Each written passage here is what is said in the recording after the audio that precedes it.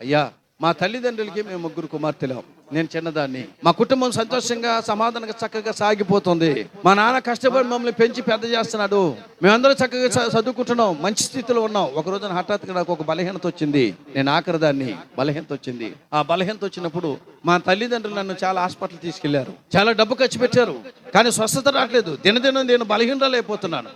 కొన్ని రోజుల తర్వాత నా తల్లి మా 2 అక్కలు తీసుకుని, దీనికి నేను సాకిరి చేయలేను, నా వల్ల కాదు, దీని దగ్గర వాసన వచ్చేస్తుంది, నేను చచ్చిపోతాను, నేను చేయలేని చెప్పి కూతురు తీసుకుని వెళ్ళిపోయిందట.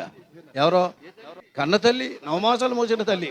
ఆ తండ్రి పిల్ల దగ్గర ఉన్నాడు. ఆ తండ్రి కొన్ని రోజులు చేసిన తర్వాత ఆ తండ్రి కూడా ఇంక చాకిరి చేయలేక, ఆ వాసన భరించలేక ఆ తండ్రి ఏం చేయాలంటే, అమ్మా నేను కూడా ఉండలేను, నీ సావిండు నువ్వు చావు, నువ్వు వెళ్ళబోతే నా వల్ల కాదు, నా దగ్గర స్తోమత లేదు, నేను సాకిరి చేయలేదని చెప్పి వెళ్తాతో 10 మనిషిని పెట్టి వెళ్ళాడంట ఆ పిల్ల దగ్గర. అన్ని మంచంలోనే విపరీతమైన వాసన.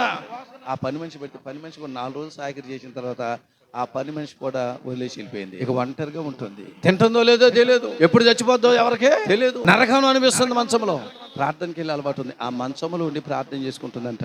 ప్రభువా, నీకు ఇష్టమైతే, నీకు నా మీద దయ కలిగితే, నా తల్లిదండ్రులు నన్ను కన్న నా తల్లిదండ్రులు నన్ను విడిచిపెట్టేశారు, నా రక్త సంబంధం నన్ను విడిచిపెట్టేశారు, నా అనుకూలందరూ నన్ను విడిచిపెట్టేశారు. అయ్యా, నీ మనసు నీకు ఎలా అనిపిస్తుంది నా పట్ల అలా చేయమని చెప్పి మంచంలో కూర్చొని మంచంలో పండిపోయి అలేకపోయిన కన్నీటి ప్రార్థన చేస్తా ఉంది.